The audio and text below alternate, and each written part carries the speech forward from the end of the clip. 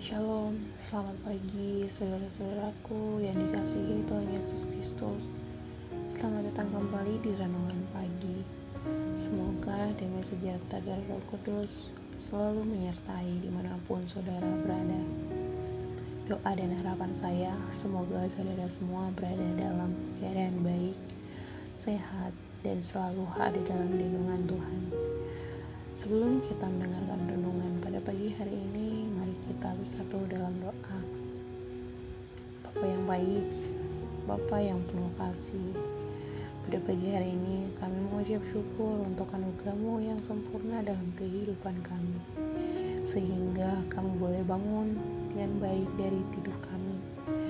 Bapa, saat ini kami mau mendengarkan firman-Mu, biarlah Roh Kudus-Mu mengurapi setiap kami dimanapun kami berada di tempat kami masing-masing, ya Bapa. Kami berdoa hanya di dalam nama anak-Mu Yesus Kristus, Tuhan dan Juru Selamat kami yang hidup. Amin.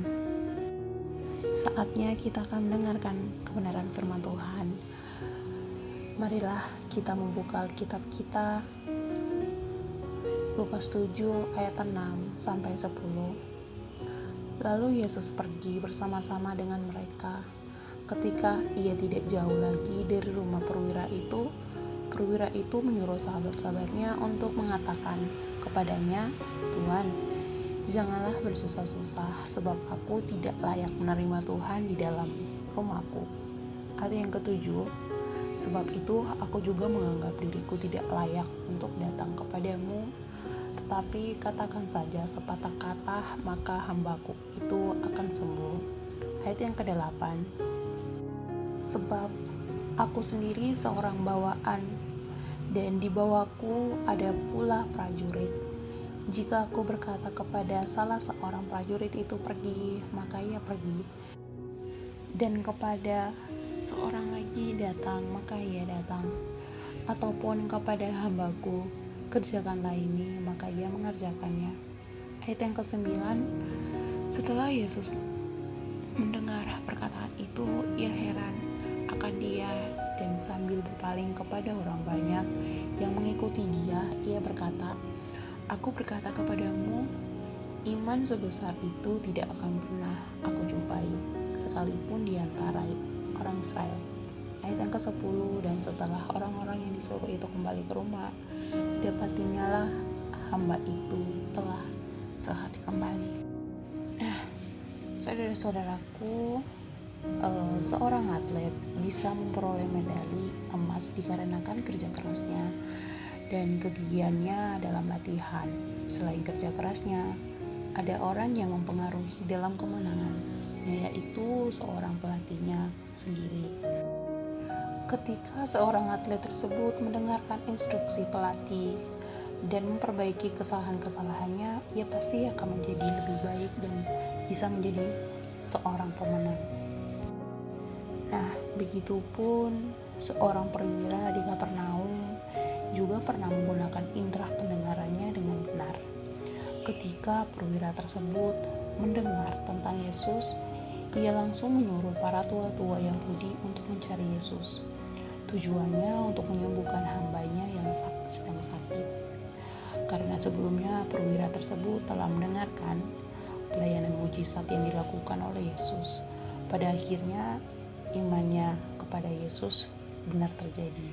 Hambanya sembuh, dan yang membuat kagum oleh Yesus adalah iman dari perwira tersebut yang meminta ucapan sepatah kata dari Yesus tanpa harus datang ke tempatnya.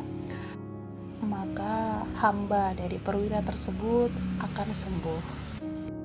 Nah, teman-teman atau saudara-saudara, untuk aplikasi yang bisa kita terapkan dalam kehidupan kita di dunia ini sebagai orang percaya, harus mempunyai pendengaran yang benar, yaitu mendengarkan firman Tuhan.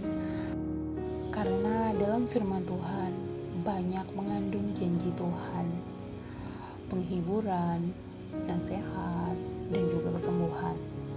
Nah, jika kita mendengar tentang firman Tuhan dengan sungguh-sungguh dan melakukannya di dalam kehidupan kita, setiap iman kita semakin kuat dan kita pasti akan menjadi seorang pemenang, bahkan lebih dari seorang pemenang, karena iman kita kepada Tuhan Yesus Kristus.